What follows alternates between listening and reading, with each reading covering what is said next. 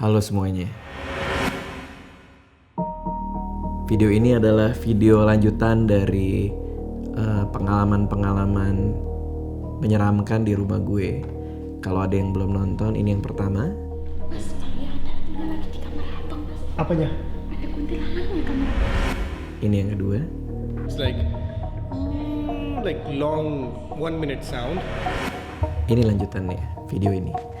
Jadi kenapa baru sekarang gue bikin update-nya, karena banyak banget yang nanya di Instagram, Bang kok gak pernah cerita lagi sih rumahnya gimana, ada hantunya segala macem. Karena gue ngerasa selama bulan puasa itu hantunya udah gak ada. Gue pikir hantu itu di kerangkeng, ya kan? Bener gak sih? Enggak. Kan di...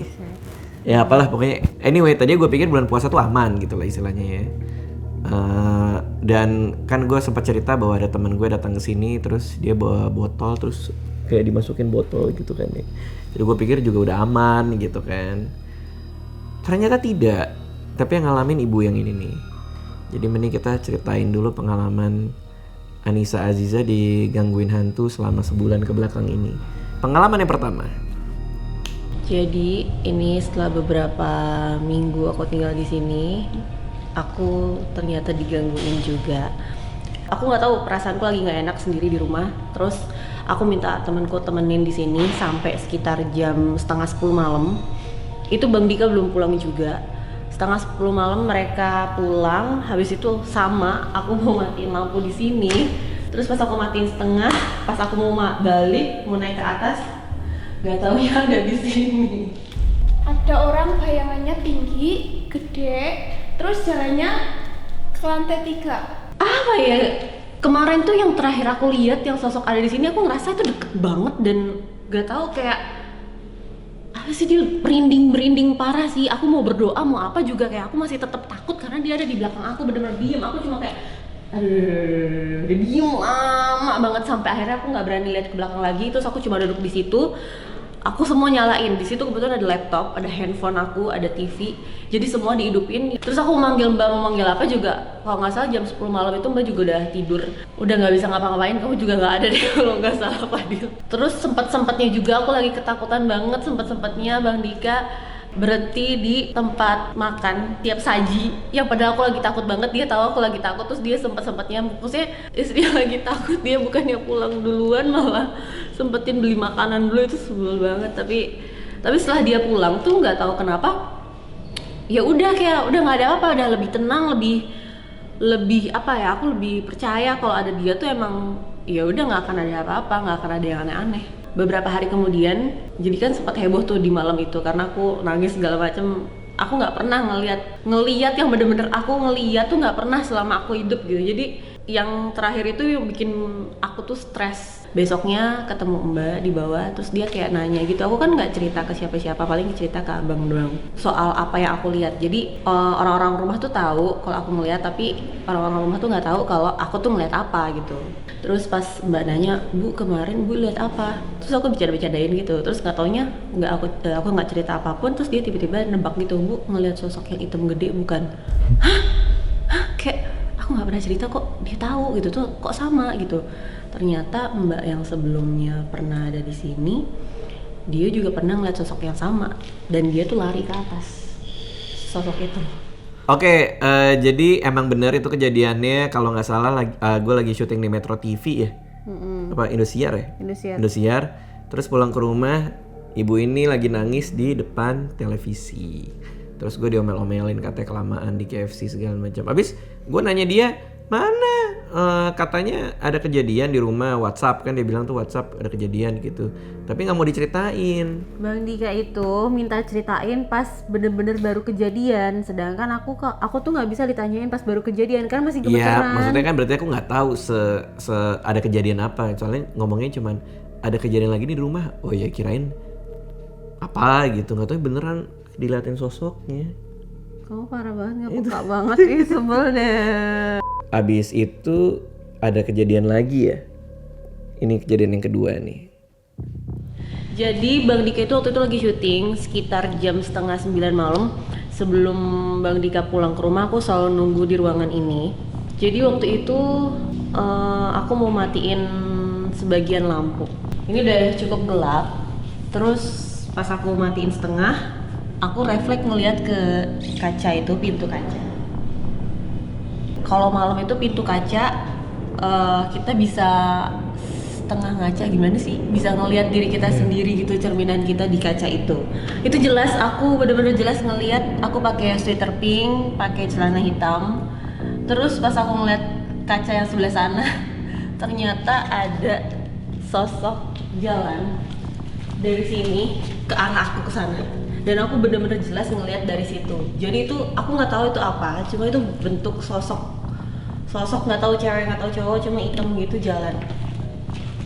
Terus aku merinding, tapi nggak tahu kemarin tuh kayak pas aku ngelihat di hari pertama tuh kayak berdoa akhirnya aku bisa maksudnya bisa berani gitu loh. Ya udah hadapin, habis itu cuma duduk di situ karena nggak tahu deh, kalau misalnya aku ngelihat tuh aku nggak berani teriak, nggak berani apa, kayak udah nggak bisa ngapa-ngapain, udah lemes banget. Itu aku dua kali ngelihat sosok ada jalan ke sini di beda berapa menit, karena setelah aku ngeliat yang pertama aku cuma bengong, kaget, habis itu aku diem lagi, nggak bisa bergerak, habis itu pas aku lihat kaca dia jalan lagi.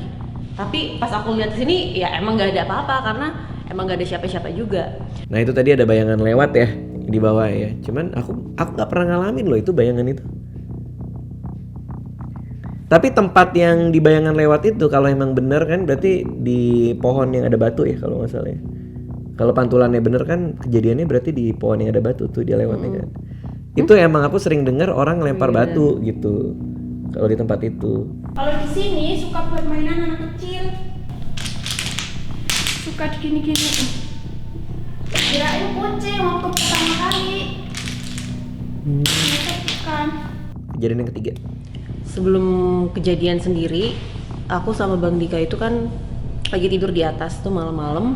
Aku dibangunin sama Bang Dika karena ada suara, nggak tahu itu kayak ada yang lemparin sesuatu bareng gitu dari dalam kamar mandi.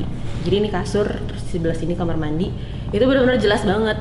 Terus karena Bang Dika itu orangnya nekat, dia tuh pengen ngedatengin itu TKP, tapi aku sama sekali nggak berani. Jadi aku bilang ke Bang Dika, enggak, itu bukan suara dari dalam kamar mandi. Padahal itu dari dalam kamar mandi. Aku juga dengar, tapi karena aku takut, aku kayak enggak itu bukan, mungkin itu suara dari luar.